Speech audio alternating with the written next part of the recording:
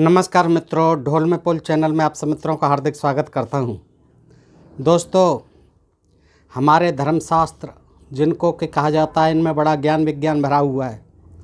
दोस्तों, पढ़ने से मालूम होता है कि इनमें किस तरह का ज्ञान विज्ञान भरा है, किस तरह के महान लोगों ने लिखा है इन महान शास्त्रों को, और किस तरह से इनमें महान ज्ञान विज्ञान भरा पड़ा है। दोस्तों, ब्राह्मण जो है, ब्राह्मणों ने ये लिखे, धर्मशास्त्र कहा गया इन्हें, और इन्होंने केवल अपने स्वार्थ के लिए, अपने को सर्वोच्च सिद्ध करने के लिए बाकी समाज से, और अपनी महिमा का वर्णन करने के लिए, अपने स्वार्थों की पूर्ति के लिए, और अपनी आजीविका को पुष्ट करने के लिए, यानी सुव्यवस्थित करने के लिए, सुनिश्चित करने के लिए, ये सारा जो है ज्ञान विज्ञान इनमें ब्राह्मणों के द्वारा ब्राह्मणों के लिए भर दिया गया है। और दोस्तों, ये पढ़ने से ज्ञात होता है कि किस तरह से इन धर्मशास्त्रों में जो है, चाहे वो क्षत्रिय हों, चाहे फिर वो वैश्य हों, चाहे वो शूद्र हों, ब्राह्मणों के लिए उनके आगे कोई महत्व नहीं है। वो क्षत्रियों को भी बेवकूफ़ बनाते रहे, मूर्ख बनाते रहे, और क्षत्रिय जो है कायर बन करके उनसे डरते रहे। उन्होंने ऐसा ज्ञान विज्ञान का ऐसा जाल फैला दिया अपने ज्ञान विज्ञान का कि साप दे देते थे, नाराज़ हो जाते थे, तो क्षत्रियों को भय रहता था कि हमारा सर्वनाश हो जाएगा, हमारा राज चला जाएगा, हमारी सत्ता चली जाएगी, हमारा शासन चला जाएगा। इस तरह की जो है इन्होंने पाखंड और प्रपंच अंधविश्वास फैला रखा था समाज में, जिसके कारण शूद्रों को तो सामाजिक स्थिति से ही इन्होंने सताया, उत्पीड़न किया, लेकिन क्षत्रियों का जो है हर तरह से उत्पीड़न किया, और क्षत्रियों को इतना सताया कि उनसे दान में जो है उनकी रानियाँ, पटरानियाँ भी ले लेते थे। और दोस्तों, ब्राह्मणों का इतना आतंक था, इन कथाओं को पढ़ने से मालूम पड़ता है, इन कहानियों को पढ़ने से मालूम पड़ता है कि क्षत्रिय की कितना ही बड़ा राजा हो, उसकी कोई हिम्मत नहीं थी कि जो किसी ब्राह्मण ने दरवाजे पे आके मांग लिया उसके लिए मना कर दे।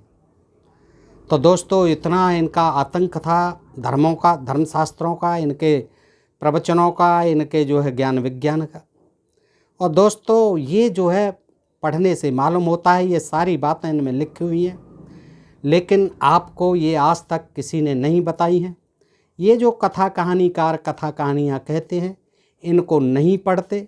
ये अपने मन की बातें, मनगढ़ंत बातें, मीठी मीठी बातें, ऊपर ऊपर की बातें लोगों को सुनाते रहते हैं। भोले भाले लोग उसे ज्ञान विज्ञान सुनकर उसको बड़ा इनका जो है महत्व समझकर, पुण्य समझकर, धर्म समझकर सुनते रहते हैं, नतमस्तक होते रहते हैं। बाकी अगर ये किसी पुराण को, अब जैसे ये श्रीमद् भागवत कथा कहते हैं 7 दिन की, उसमें ये कोई वर्णन नहीं करेंगे, शिव पुराण से ले लेंगे भोले जी का विवाह कैसे हुआ। अब भोले जी की भामर भी डलवाएंगे पार्वती जी के साथ, फिर उसमें कन्यादान भी करवाएंगे। फिर देखो भक्तों से कितना सामान आता है, जैसे किसी लड़की की शादी होती है तब कन्यादान में सामान आता है, ऐसे तमाम बर्तन, भांडे, वस्त्र आदि तमाम उपहार जो इकट्ठे कर लेते हैं। तो ये उनका ज्ञान है, इनको नहीं पढ़ के सुनाते। ये जो है शिव पुराण ही है दोस्तों, ये आप पढ़ सकते हैं, गीता प्रेस गोरखपुर का है, ये 2 खंड है। दोस्तों, इनको पढ़ें, आप तो मालूम पड़ जाएगा कि इनमें कितना ज्ञान विज्ञान है। सिवाय ब्राह्मणों ने अपने स्वार्थ की पूर्ति के लिए, समाज को अंधविश्वास और पाखंड में फंसाए रखने के लिए, अपना स्वार्थ सिद्ध करने के लिए, इस देश को बहुत पीछे ले जाने के लिए, पिछड़ा बनाए रखने के लिए ये सारे ग्रंथ लिखे हैं। दोस्तों देखिए, ये मैं नहीं कहता, ये ग्रंथ ही कहते हैं। इनको पढ़ लीजिए, सारा मालूम पड़ जाएगा। क्योंकि आज मैं जिस प्रकरण को आपको सुना रहा हूँ, वो जो है ऐसा प्रकरण है कि ब्राह्मण किसी राजा के यहाँ पहुँच गया और जो मांग लिया, पटरानी भी मांग ली, रानी भी मांग ली, तो उसे देना ही है, मना नहीं करनी है। और ये देवता जितने भी थे, ब्रह्मा, विष्णु, महेश, इंद्र आदि, ये भी अगर छल प्रपंच करना चाहते थे तो सीधे जा कर के नहीं मांग सकते थे राजा से, राजा नहीं देता। बेशक ये भगवान थे, इनको ब्राह्मण का ही वेश रख करके जाना पड़ता था, और तभी राजा प्रभावित हो करके, डर करके तब इनको जो मांगते थे वो दे देते थे। दोस्तों, चाहे शिव जी जाएँ, चाहे इंद्र जी जाएँ, इंद्र भी गए थे कवच कुंडल लेने कर्ण से, तो ब्राह्मण बनकर के ही गए थे। विष्णु के ब्राह्मण ने मारा था, छाती में लात मारी थी भृगु ऋषि ने, ब्राह्मण थे। ब्रह्मा की तो आप कहो ही मत ही, ब्रह्मा को तो खुद के बेटे ने, नारद ने ही वंचित कर दिया कि तेरी पूजा ही नहीं होगी कहीं, तू तो राक्षसी है, और अपनी पुत्री से बलात्कार किया। ऐसा दोस्तों मैं नहीं कहता, ग्रंथों में ही लिखा हुआ है, आप सुन रहे हैं, पढ़ रहे हैं। आज का जो प्रकरण है दोस्तों, इसमें भी शिव जी देखिए, हमारे महादेव देवाधिदेव, वो भी क्या राजाओं से मज़े लेने पहुंचते हैं। उन पर जैसे कोई काम ही नहीं है, पार्वती को साथ में लेते हैं, और वो भी जो है ब्राह्मण बन करके देखते हैं, परीक्षा लेते हैं, टेस्ट लेते हैं। क्या ज़रूरत थी राजा के पास जाने की, पटरानी मांगने की? आप सीधे ही मांग लेते तो वो सब कुछ दे देता। पटरानी क्या भगवान शिव को किस चीज़ की कौन मना करता? लेकिन उससे भी क्या है, छिप करके, बहुरूपिया बन के, वेश बदल के, ब्राह्मण बन करके शिव जी पार्वती जी चलते हैं कि देखो एक भद्रायु राजा हैं, उन भद्रायु राजा को आज देखते हैं पार्वती जी कि वो हमारे कितने भक्त हैं। तो ब्राह्मण बन के चलते हैं, क्योंकि वो हमें तो समझेगा नहीं, हमें पहचानेगा नहीं, क्या जानता है कौन शिव भगवान। तो हमको ब्राह्मण ही बनना चाहिए, ब्राह्मणों का ही है जो कुछ भी है। तो देखिए शिव जी और पार्वती जी ब्राह्मण ही बनते हैं और चल देते हैं। तो वो कथा सुनाते हैं। ये जो है सत रुद्र संहिता अध्याय 27 और पृष्ठ 119 है दोस्तों। ये जो है बहुत अच्छी कहानी है, इससे मालूम पड़ेगा कि देखिए ब्राह्मणों का कितना आतंक रहता था क्षत्रियों के लिए, क्षत्रिय अपनी पटरानी भी दे देते थे, ये इस कहानी से मालूम पड़ेगा। तो हे मुने, किसी समय उन भद्रायु ने, राजा थे, क्षत्रिय थे, बसंत काल में अपनी पत्नी के साथ वन विहार करने के लिए घने वन में प्रवेश किया। राजा जो है घने वन में जाते हैं वन विहार करने के लिए अपनी रानियों के साथ। इसके बाद वे राजा उस सुरम्य वन में शरणागतों का पालन करने वाली अपनी प्रिया के साथ विहार करने लगे। अथम तद्रसम दृढ़ताम प्रतीक्षम्यम परमेश्वर लीलाम चकार तत्रैवम शिवया सह शंकर। तब उनके धर्म की दृढ़ता की परीक्षा के लिए पार्वती सहित भगवान शिव ने वहीं पर एक लीला की। क्या ज़रूरत थी भगवान को लीला करने की? अरे अपने भक्त की आपको टेस्ट लेना है, उसकी परीक्षा लेनी है तो सीधे जाओ ना, क्यों बेस बदल के जा रहे हो, क्यों बहुरूपिया बन के जा रहे हो? लेकिन नहीं, देखिए जाते हैं शिव जी और पार्वती जी द्विज दंपत्ति बनकर, यानी ब्राह्मण ब्राह्मणी बनकर, तथा अपनी लीला से एक मायामय व्याघ्र को बनाकर उस वन में प्रकट हुए। ऐसे ही प्रकट हुए। देखिए ब्राह्मण ब्राह्मणी का रूप बना लेते हैं, ब्राह्मण ब्राह्मणी बन कर के ही कुछ प्रभावित हो सकेगा राजा, उसकी परीक्षा लेने के लिए चल देते हैं, और एक व्याघ्र भी बना लेते हैं, यानी बाघ भी बना लेते हैं। अथा विदूरे तस्येवं द्रवंतो वै व्युंगलो अन्वीयम मानो व्याघ्रेण रुदंतो तौ बभूवतु। 10वां श्लोक। वे दोनों द्विज दंपत्ति जहाँ राजा विहार कर रहे थे, वहीं से थोड़ी दूर पर व्याघ्र द्वारा पीछा किए जाने पर भय से व्याकुल होकर दौड़ते रोते चिल्लाते हुए राजा के समीप पहुँचे। देखिए क्या ड्रामा कर रहे हैं, व्याघ्र से डर रहे हैं, कह दिया व्याघ्र से कि तू आ हमारे पीछे पीछे। अब व्याघ्र जो है दौड़ता है, रोते चिल्लाते हुए राजा के पास पहुंच जाते हैं। देख लिया कि राजा यहाँ विहार कर, क्या जरूरत थी शिव जी को, महादेव जी को, भगवान जी को?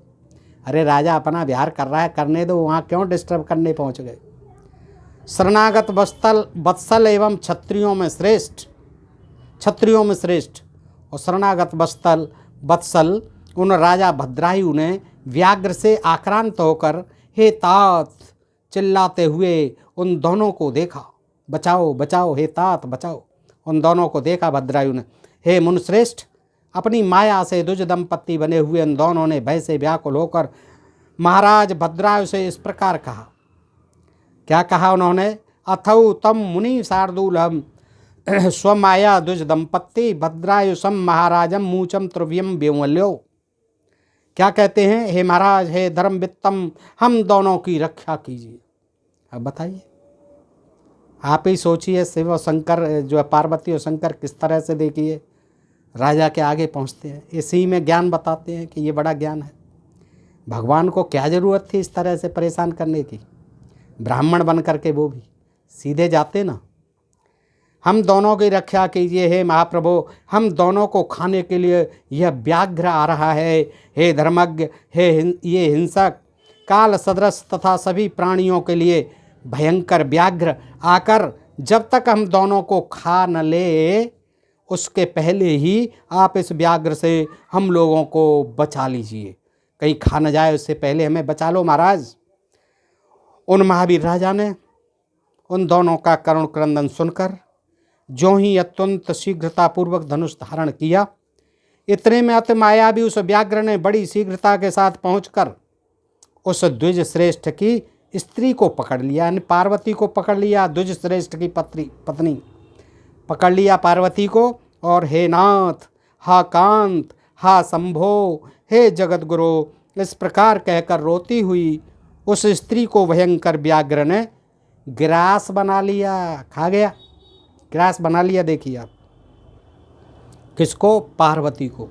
और वो मतलब कहती जा रही है, हे शंभो, हे कांत, हे शंभो, हे जगत गुरु, बचाओ बचाओ बचाओ, लेकिन पार्वती जी को ग्रास बना लिया, निगल गया। तब तक राजा ने अपने तीक्ष्ण भालों से व्याघ्र पर प्रहार किया, किंतु उसे उन भालों से, देखिए भाले रखता था राजा, जंगल में भाले लेके गया था, ये औजार होते थे उनके हथियार। उन भालों से किसी प्रकार की व्यथा नहीं हुई, उस पर बाघ पर कोई असर नहीं पड़ा। जैसे भ्रष्ट धाराओं से पर्वतराज पर कोई प्रभाव नहीं पड़ता है, जैसे वर्षा की धारा से पर्वत पर क्या प्रभाव पड़ता है, ऐसे ही बाघ पर उन भालों का कोई असर नहीं हुआ। राजा के द्वारा यथेच्छाघात किए जाने पर भी व्यथा रहित हुआ महाबलवान व्याघ्र बलपूर्वक उस स्त्री को लेकर बड़ी शीघ्रता के साथ वहाँ से भाग गया। वहाँ देखो ग्रास बना लिया, और यहाँ कह रहे हैं लेकर के भाग गया। इस प्रकार बाघ के द्वारा अपहृत उस अपनी स्त्री को देखकर ब्राह्मण अत्यंत विस्मित हो गया। ब्राह्मण जो है, ब्राह्मणी को लेकर के चला गया बाघ, तो बड़ा परेशान हुआ, विस्मित हुआ, और लौकिक की गति का आश्रय लेकर बारंबार रोने लगा। यानी शिव बना, ब्राह्मण बना शिव, रोने लगे। फिर देर तक रोने के बाद अभिमान नष्ट करने वाले तथा माया से विप्र रूप धारण करने वाले, माया से मायावी बन गए, विप्र रूप धारण करने वाले उन परमेश्वर ने राजा भद्रायु से कहा, क्या कहा? दुजेश्वर बोले, हे राजन, ये दुजेश्वर नाम है उनका, दुजेश्वर, दुजेश्वर यानी ब्राह्मणेश्वर, दुजेश्वर कहते हैं ब्राह्मणेश्वर से, दुजेश्वर शिव जी कहते हैं, हे राजन, इस समय तुम्हारे महान अस्त्र कहाँ हैं? रक्षा करने वाला तुम्हारा महाधनुष कहाँ है? और 12,000 हाथियों का तुम्हारा बल कहाँ है? कहाँ गया तुम्हारा बल? एक मामूली से बाघ को नहीं रोक पाए, मेरी स्त्री को खा गया, ले गया और भाग गया। तुम्हारे शंख और खड्ग से क्या लाभ? तुम्हारी समंत्रक अस्त्र विद्या से क्या लाभ? तुम्हारे सत्व से क्या लाभ? तुम्हारे महान अस्त्रों के उत्कृष्ट और अतिशय प्रभाव से क्या लाभ? अन्य जो कुछ भी तुम में है वह सब निष्फल हो गया, क्योंकि तुम वन में रहने वाले जंतुओं के आक्रमण को भी रोकने में सक्षम न हो सके। एक मामूली से जंतु को आप राजा जी रोक नहीं पाए। कहाँ है वो आपका 12,000 हाथियों का बल? कहाँ है तुम्हारा महाधनुष? कहाँ है तुम्हारे वो अस्त्र शस्त्र? प्रजाजनों को छीण होने से बचाना क्षत्रियों का परम धर्म है। देखिए, ज्ञान देते हैं ब्राह्मण देव, इसी बहाने से ही क्षत्रियों को जो है ज्ञान भी देते थे। देखिए, प्रजाजनों को छीण होने से बचाना क्षत्रिय का अरे भगवान है आप तो, आप प्रजाजन कहाँ? जब प्रजाजन पर आपत्ति आएगी तो राजा बचाएगा, लेकिन आप तो माया दिखा रहे हैं, उसे परेशान कर रहे हैं। प्रजाजनों को छीण होने से बचाना क्षत्रिय का परम धर्म है राजा। उस कुल धर्म के नष्ट हो जाने पर तुम्हारे जीवित रहने से क्या लाभ है? ऐसे जीवन से तो मर जाना ही अच्छा है। आपने कुछ नहीं किया, मेरी पत्नी की भी रक्षा नहीं कर पाए एक मामूली बाघ से। धर्मज्ञ राजा अपने प्राणों तथा धन से अपने शरण में आए हुए दीन दुखियों की रक्षा करते हैं। यदि वे ऐसा नहीं करते तो मृतक के समान है। देखिए, इनको कोई ये कथा कहानीकार पंडित पुरोहित नहीं सुनाएंगे। सुनाएंगे तो कौन सुनेगा? क्षत्रिय लोग भड़क जाएंगे। क्या सुनेंगे वो इन बातों को? क्या जो है बेतुकी बातें लिख दी हैं। क्षत्रियों का इतना अपमान शिव जी के द्वारा, ब्राह्मण के मुख से ब्राह्मण बन गए। क्या कहते हैं? धर्मज्ञ राजा अपने प्राणों और धन से अपने शरण में आए हुए। अरे यार, तुम खुद ही तो बाग बना के लाए हो। खुद ही तुमने पार्वती से कहा है कि चले जाओ उसके मुंह में, और तुम जो है बेकार में क्षत्रियों को आक्षेप कर रहे हो, राजा को परेशान कर रहे हो, उसे उल्टी सीधी बातें कर रहे हो, उसका अपमान कर रहे हो। ब्राह्मण देव, शिव जी भगवान। देखिए, धर्मज्ञ राजा क्या कहते हैं आगे? धर्मज्ञ राजा अपने प्राणों तथा धन से अपनी शरण में आए हुए दीन दुखियों की रक्षा करते हैं। आप दीन दुखी हैं भगवान शंकर जी, पार्वती जी। आप ऐसी बातें कर रहे हैं, बेमतलब में पंगा ले रहे हैं छत्री से, बेमतलब में उसे सताने। वो तो अपना पिकनिक मनाने आए हैं रानियों के साथ, और आप ये कैसी परीक्षा? वो भी ब्राह्मण बन के, सीधे बन के आते हैं ना, जो मांगना है मांगते। यदि वे ऐसा नहीं करते तो मृतक के समान है, मरे हुए के समान है। अरे यार, दीन दुखियों की रक्षा नहीं कर रहे हो आप, मरे हुए के मृतक के समान है। पीड़ितों की रक्षा करने में असमर्थ राजाओं के लिए जीवित रहने की अपेक्षा मर जाना ही श्रेयस्कर है। देखिए कितना जो है उनको टेरर बनाया जाता था, कैसा उनको नीति विधान समझाया जाता था क्षत्रियों को। दोस्तों, इनको पढ़ो और पढ़ने से मालूम पड़ जाए। ये क्षत्रियों को पढ़ने चाहिए कि उनके साथ भी शूद्रों से कम अत्याचार नहीं हुए।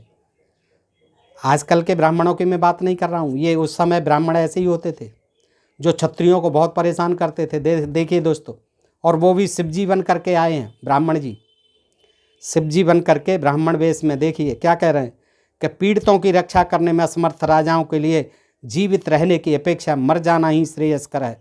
दान से हीन धनी लोगों के लिए गृहस्थ होने की अपेक्षा भिखारी होना कहीं अधिक श्रेष्ठ। क्या मतलब था इन बातों का कि दान से हीन लोग, चाहे वो पैसे वाले हैं लेकिन दान नहीं देते हैं, तो उनको तो भिखारी होना ही अच्छा है।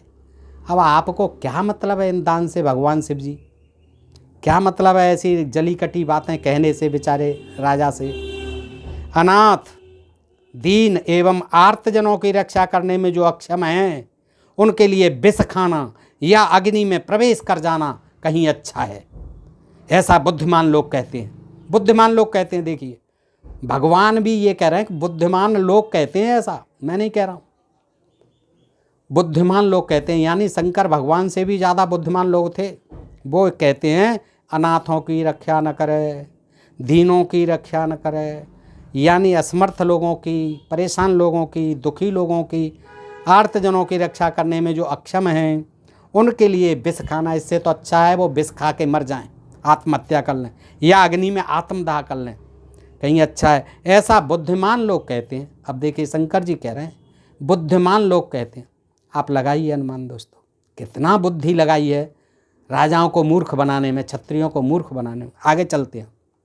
इस प्रकार उस ब्राह्मण का विलाप तथा उसके मुख से अपने पराक्रम की निंदा सुनकर राजा भद्रायु शोक संतप्त हो अपने मन में इस प्रकार विचार करने लगे। क्या विचार करने लगे? दुखी होने लगे और अपने मन में विचार करने लगे, अहो आज भाग्य के उलट फेर से मेरा पराक्रम नष्ट हो गया। मान लिया कि आज मेरा पराक्रम नष्ट हो गया, बाघ को नहीं मार पाया। पश्चाताप करने लगे भद्रायु जी, मेरा पराक्रम नष्ट हो गया, आज मेरी कीर्ति नष्ट हो गई और मुझे भयंकर पाप का भागी होना पड़ा। इस प्रकार से अब जो राजा पश्चाताप करते हैं, मुझ अभागे तथा दुर्बुद्धि का अभागे, राजा स्वयं भी देखो अभागा बन रहा है बेचारा, दुर्बुद्धि कह रहा है अपने आप को।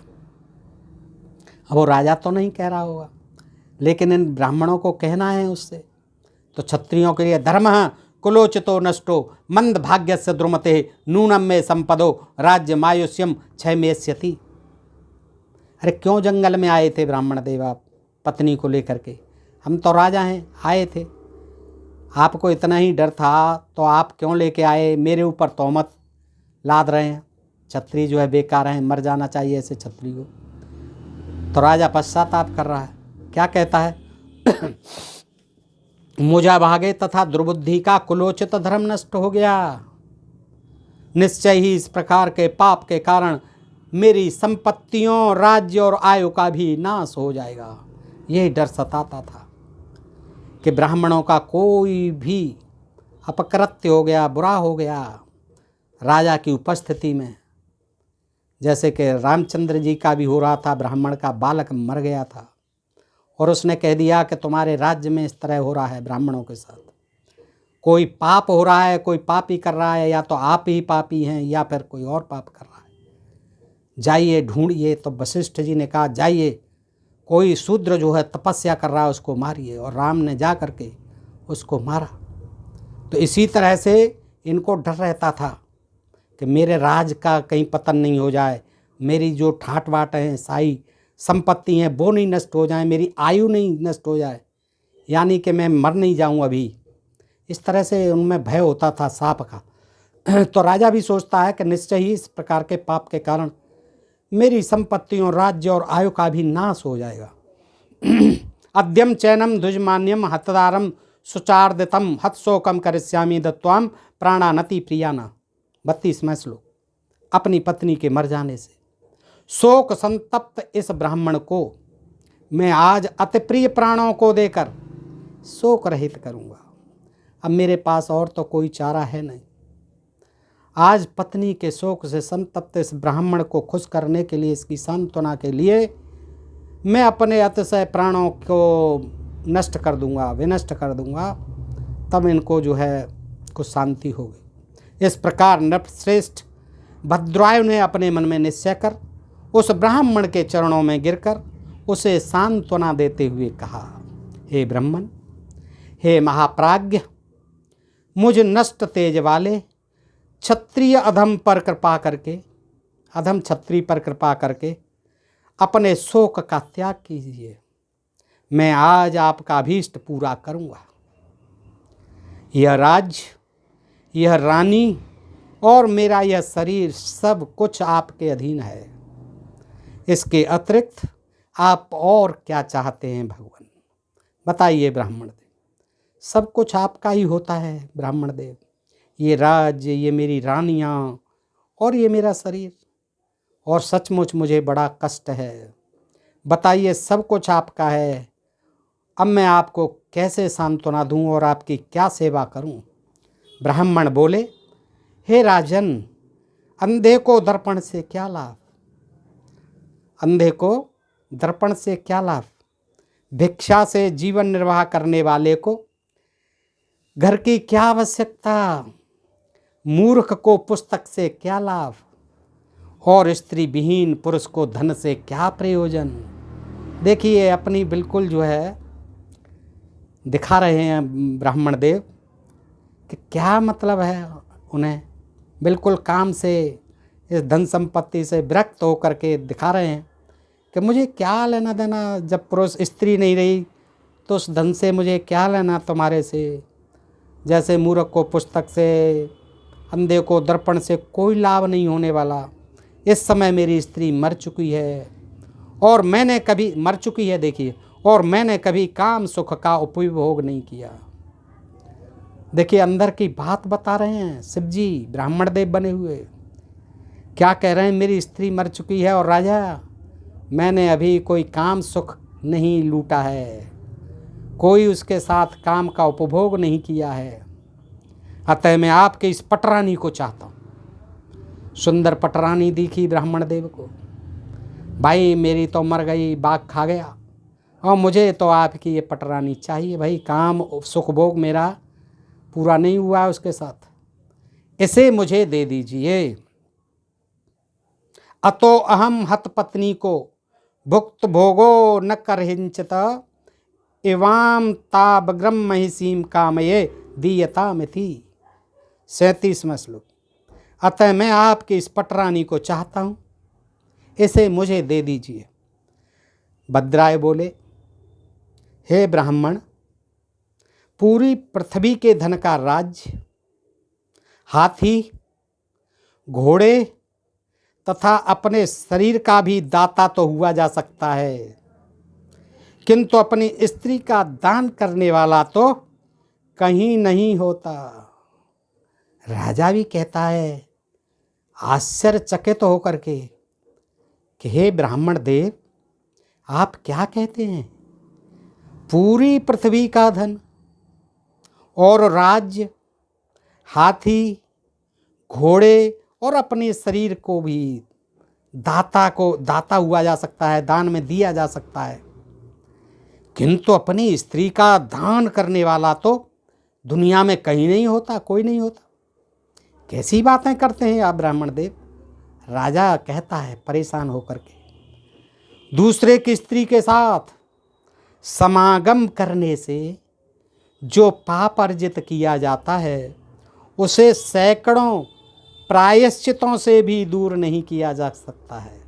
ये ज्ञान है, ये सही ज्ञान दे रहे हैं राजा जी ब्राह्मण देव को, शंकर भगवान को।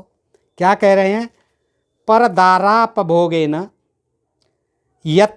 यत्पापम समुपार्जितम न तक्षलांयुतुम शक्यम प्रायश्चिन्तः सतेरपि। 39वां श्लोक बिल्कुल यथार्थ ज्ञान दे रहे हैं कि दूसरे की स्त्री के साथ, क्या कह रहे हो ब्राह्मण देव? मेरी पटरानी मांग रहे हैं आप नहीं जानते कि दूसरे की स्त्री के साथ, और वो भी काम उपभोग के लिए मांग रहे हैं, दूसरे की स्त्री के साथ समागम करने से जो पाप अर्जित किया जाता है, जो पाप लगेगा, उसे सैकड़ों प्रायश्चितों से भी दूर नहीं किया जा सकता है।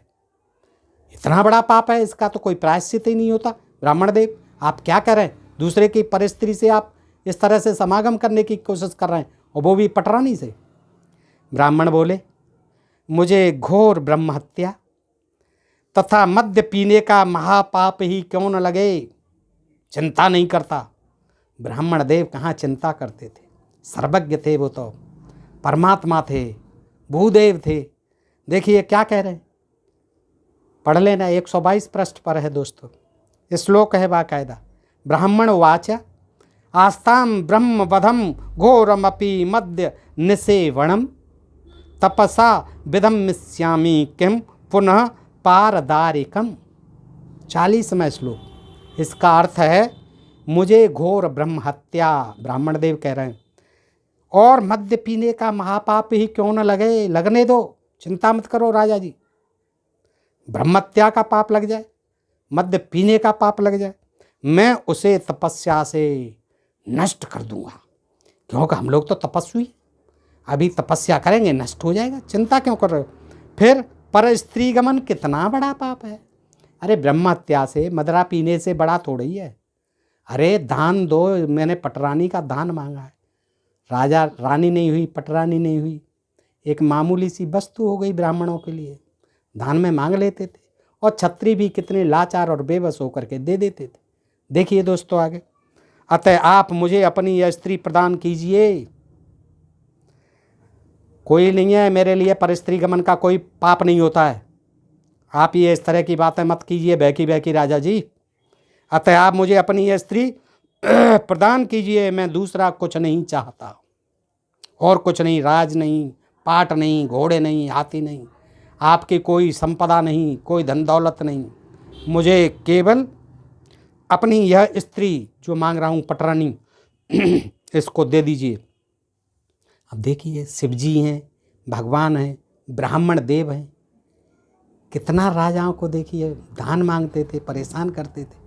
और दोस्तों यही होता था, तभी लिख रहे हैं, तब मैं कुछ नहीं चाहता, मुझे ये अपनी स्त्री प्रदान कीजिए, अन्यथा भयभीतों की रक्षा करने में असमर्थ होने के कारण आपको निश्चित रूप से नरक की प्राप्ति होगी। अब ये नरक का डर दिखा देते थे, स्वर्ग का लालच दे देते थे ये ब्राह्मण, आज भी देते हैं। नरक, स्वर्ग, पुनर्जन्म, बैकुंठ लोक, स्वर्ग लोक, और ये कहीं कुछ नहीं है। पितरों की सेवा, पितृ श्राद्ध, दान दक्षिणा दिए जाओ, पितर खुश हो जाएंगे। एक दिन जमा दिए, पितर खुश हो गए, साल भर के लिए अब बस मस्त रहेंगे। तो ये इस तरह की, देखिए क्या कह रहे हैं, आप पढ़िए दोस्तों, इनको पढ़िए आप लोग, और पढ़ के देखिए कि इनमें कितना ज्ञान विज्ञान है। और इनको कोई नहीं पढ़ाता है, न कोई सुनाता है, न कोई जानता है, बस जानते हैं कि शिव पुराण बड़ा ज्ञान, ये सभी ऐसे ही।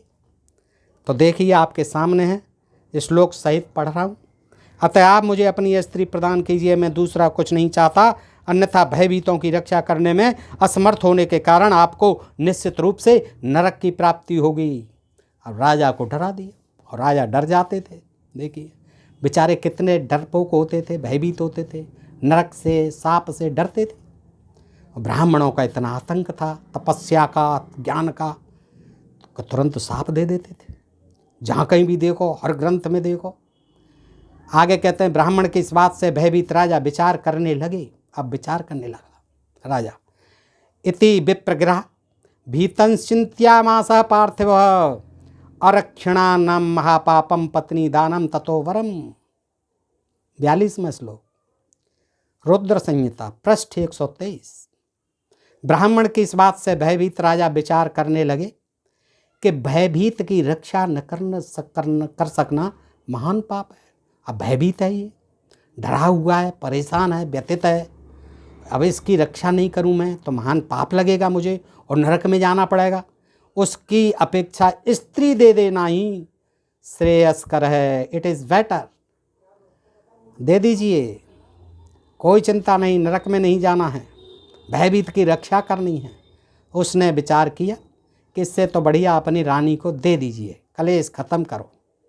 अतः श्रेष्ठ ब्राह्मण को अपनी स्त्री प्रदान कर पाप से मुक्त हो। पाप लग गया, ये पाप पुण्य का भी बड़ा खेल चलता रहा है। अतः कहता है श्लोक 43वां, अतः पत्नी दुजाग्राय दत्त्वाम निर्मुक्तम किल्वसः सद्यो वहिन प्रवेक्ष्यामि कीर्तिश्च विदिता भवेत। 43वां श्लोक, अतः श्रेष्ठ ब्राह्मण को अपनी स्त्री प्रदान कर पाप से मुक्त हो शीघ्र ही अग्नि में प्रवेश कर जाऊंगा। देखिए सीता जी की तरह अग्नि में प्रवेश कर जाएगा बेचारा, आत्मदाह कर लेगा, आत्महत्या कर, फिर रह ही क्या जाएगा रानी को दे करके। वो कहता है कि मैं अपना अग्नि में प्रवेश कर जाऊंगा, ऐसा करने से मेरी कीर्ति भी बढ़ेगी, मेरा यश बढ़ जाएगा। राजा ने दे दी अपनी पत्नी और देखिए आत्मदाह भी कर लिया। इस तरह से विचार होते थे क्षत्रियों के, इनके कहने से। मन में ऐसा विचार कर राजा ने अग्नि प्रज्वलित करके उस ब्राह्मण को बुलाकर जल में लेकर संकल्प के साथ अपनी पत्नी का दान कर दिया। इति निश्चिंत्य मनसा समुज्ज्वलायज्ञ हुतासनम तमाहुयम दुजम चक्रे पत्नी दानम सहोदकम। राजा ने अग्नि प्रज्वलित की, उस ब्राह्मण को बुलाया, जल लेकर के संकल्प किया और पत्नी का दान कर दिया। देखिए दान कर दिया। ये वस्तु थी रानी जो है, स्त्रियां दासी बन करके, वधू बन करके, ये वहाँ देव वधू बन करके ये सब दासियों को भोगते थे। रानी को लेने में भी हिचकिचाहट नहीं होती थी और राजा को भय से, पाप से, नरक के भय से बचने के लिए रानियों को दान करने में, क्योंकि एक दो रानी चली जाएगी उससे क्या फ़र्क पड़ता है। क्षत्रियों राजाओं की भी सैकड़ों हरमों में हजारों रानियां होती थी, तो एक को दान दे दिया, दो को दे दिया, 10-20 को दे दिया, उन्हें क्या फ़र्क पड़ता था। तो अग्नि में प्रवेश कर जाऊंगा, मन में ऐसा विचार राजा ने अग्नि प्रज्वलित करके उस ब्राह्मण को बुलाकर जल लेकर संकल्प के साथ अपनी पत्नी का दान कर दिया। इसके बाद स्वयं स्नान करके पवित्र हो देवेश्वरों को प्रणाम कर उस अग्नि की 3 बार प्रदक्षिणा करके समाचित होकर उन्होंने शिव जी का ध्यान किया। शिव जी का भक्त था, ध्यान किया। तदनंतर द्विजेश्वर ने साक्षात शिव रूप में प्रकट होकर अपने चरणों में मन लगाकर प्रज्वलित अग्नि में गिरने को उद्यत हुए उन राजा को रोक दिया। अरे रे रे रे, रुको रुको रुको, ये क्या कर रहे हो महाराज, रुको, तुम्हारी परीक्षा में पास हो गए, ऐसा मत करो, अग्नि में मत जाओ, रोक दिया। तो दोस्तों इस प्रकार से जब देखा तब आकाश मंडल से शीघ्र ही दिव्य पुष्प वृष्टि होने लगी, देवताओं की दुंदुभियाँ बजने। अब देवता भी इस नाटक को देख रहे थे और अप्सराएं नाचने गाने लगीं कि बच गया राजा, बच गया। लेकिन उसने दान में तो दे ही दी रानी, और वो खा गया पार्वती को, व्याघ्र जो है। ऐसे ब्राह्मण बन करके शिव जी भी, देवता भी देखो राजाओं से क्या मज़े लेते थे। और दोस्तों ये मैं नहीं कह रहा, ये आप पढ़िए, स्वयं देखिए, सोचिए कि क्या जो है ब्राह्मण का वेश रख करके ही ये सारी क्रियाकलाप इस तरह के क्यों होते थे? इसीलिए होते थे कि ब्राह्मणों का ही वर्चस्व था, ब्राह्मणों का ही सब कुछ था। वो राजा भी कहता है कि आपका ही है महाराज, राज, ये धन संपत्ति, ये हाथी घोड़े जो कुछ भी है सब आपका ही है, यही कहते थे। और उन्हें मांगने में कोई हिचक नहीं होती थी, और स्त्रियों को, पटरानियों को भी दान में मांग लेते थे, और बेबस होकर राजा लोग जो है, क्षत्रिय लोग दे देते थे। तो दोस्तों, इनको पढ़ने से ये मालूम पड़ता है, इन कथा कहानियों को ये कभी नहीं सुनाएंगे दोस्तों, नहीं तो क्षत्रिय आज भड़क जाएंगे, क्योंकि आज तो नहीं ऐसे कोई मांगेगा तो दान देंगे, क्यों देंगे भाई? सबकी बहन बेटी की इज्जत है, तो समाज में आज इनकी क्या प्रासंगिकता है? लेकिन ये धड़ल्ले से छप रहे हैं, और इस उम्मीद में छप रहे हैं कि आगे चल करके फिर इनका युग आएगा, मनुस्मृति का विधान आएगा, इन्हीं ब्राह्मणी ग्रंथों का विधान आएगा, तो फिर हमारे जो है मज़े होंगे। तो दोस्तों, आज के लिए इतना ही। बताइए आपको ये प्रसंग कैसा लगा? अच्छा लगा हो तो अपने मित्रों में अधिकाधिक शेयर करें, अपने प्रिय चैनल ढोल में पोल को सब्सक्राइब करते रहें। आज के लिए इतना ही। सुनने के लिए सब मित्रों का हृदय से आभार। नमस्कार, जय हिंद, जय भारत दोस्तों।